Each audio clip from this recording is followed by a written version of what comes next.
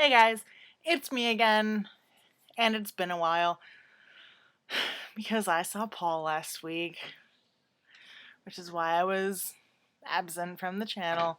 Um, so I figured that this week I would talk about Paul because he's Paul. It was awesome. Um, this is my second attempt at doing this video. The first time I don't know, I'm having a really hard time putting into words just exactly like what this experience was. So I'm gonna try again. I'm gonna try and be concise and not like stupid about it. So we went last week to FedEx Field in Washington D.C. to see Paul, and it was amazing. It was just so amazing. I mean, like I expected it to be awesome and fantastic and all that other kind of stuff, but it it exceeded my expectations by just like miles. And that says something because I mean, it's Paul McCartney. um, I went with three of my best friends, Katie and Savannah and Leilani, and they're not anywhere near as hardcore like Beatle fans as I am, but we had the time of our life. It was amazing. Paul, he was amazing. I mean, the man is 67 years old and he still rocks harder than any other musician I've ever seen.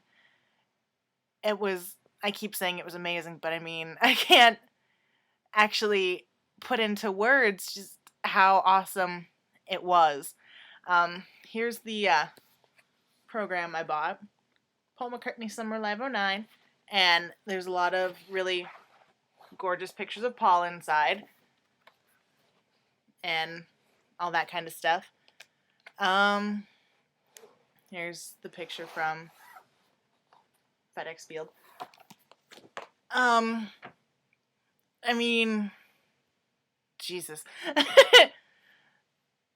The man,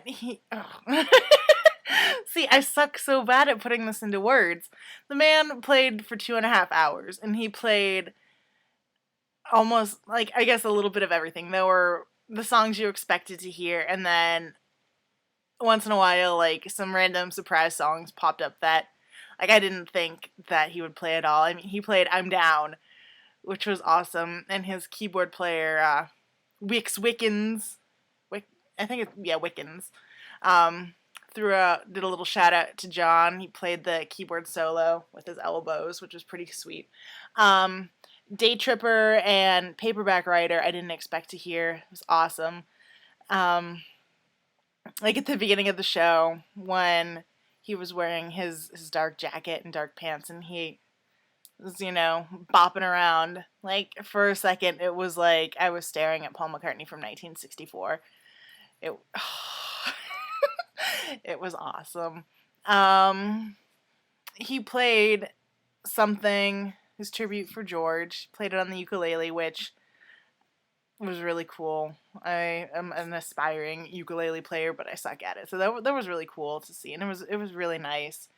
Played Here Today for John, which I got really salty with these two girls sitting here during that because they kept getting up and leaving, and it's like Paul McCartney is standing on a stage in front of you by himself, and what are you doing? You're going to take a bathroom break. So I was like getting really irritated with those girls, but I guess it's a good thing it kept me from bawling my eyes out. And then he played A Day in the Life and Give Peace a Chance, which was, it was just incredible. I mean, Leilani said to me after the show that this is something that we're going to tell our kids and our grandkids about, and this is something that we'll never forget. And I know I will never forget this. Like, I've been waiting so long to see a Beatle and to see Paul McCartney, and like I'm so happy that I finally got to have that experience and I got to share it with three of my best friends. And seriously, if you guys ever get the chance to see Paul or see Ringo, please do it, because I put off for so long not seeing either of them. I mean, I've missed Paul like ridiculous amounts of times. I missed Ringo twice last year, and you have to do it. You have to. It's worth it to spend the money and the time and everything. Like, you will have the time of your life. I mean, I guarantee it.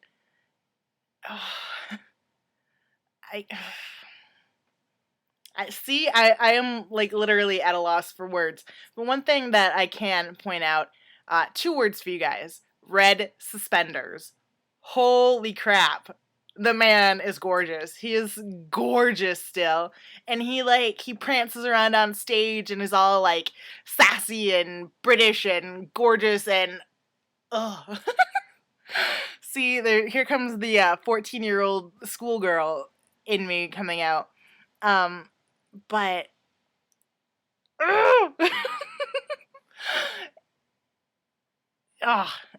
I'm pretty sure none of you doubted for a second that the man is gorgeous, but holy freaking crap, the man is gorgeous.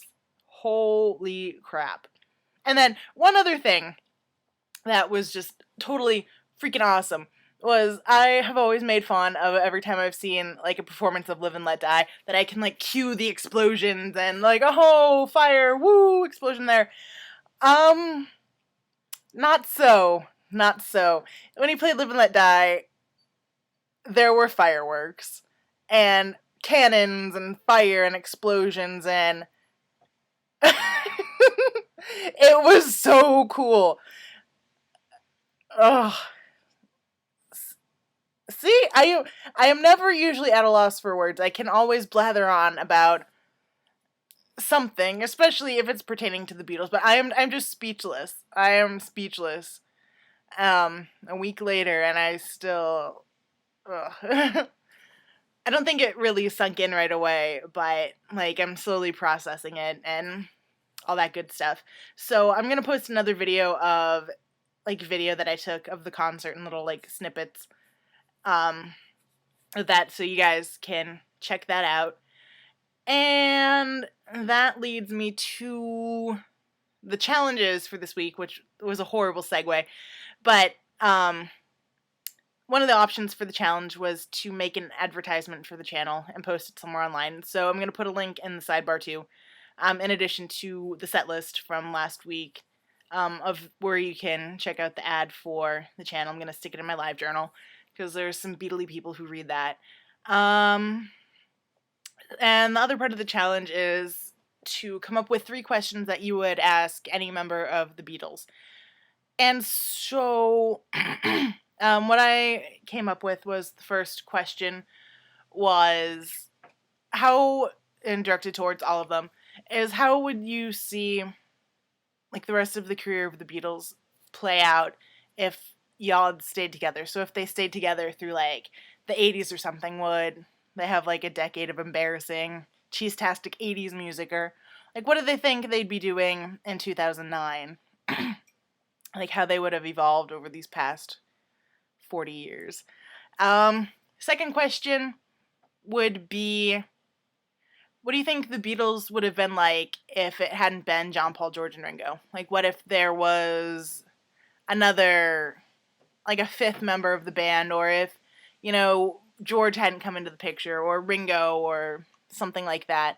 What do they think the Beatles would have been like? And then the final question is completely stupid and silly, but if we were all hanging out at a bar together, Beatles, what kind of drink can I buy you? Because I will buy y'all a drink, except Ringo. We'll buy him a nice non-alcoholic drink.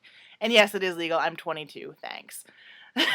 So, yeah, those are my 3 rather half-assed answers to questions this week. I'm sorry. But I'm trying to get in under the 10 minutes, and I have 30 seconds left. So don't forget to comment and rate and subscribe and all that fun stuff. If you want to do a response challenge this week, post a video and tell us about a time where you saw a Beatle in concert and tell us all about that fun stuff. So that is all I have for this week. Check out the video of the concert that I'm going to post, and I will talk to you guys next week. Mwah! Bye!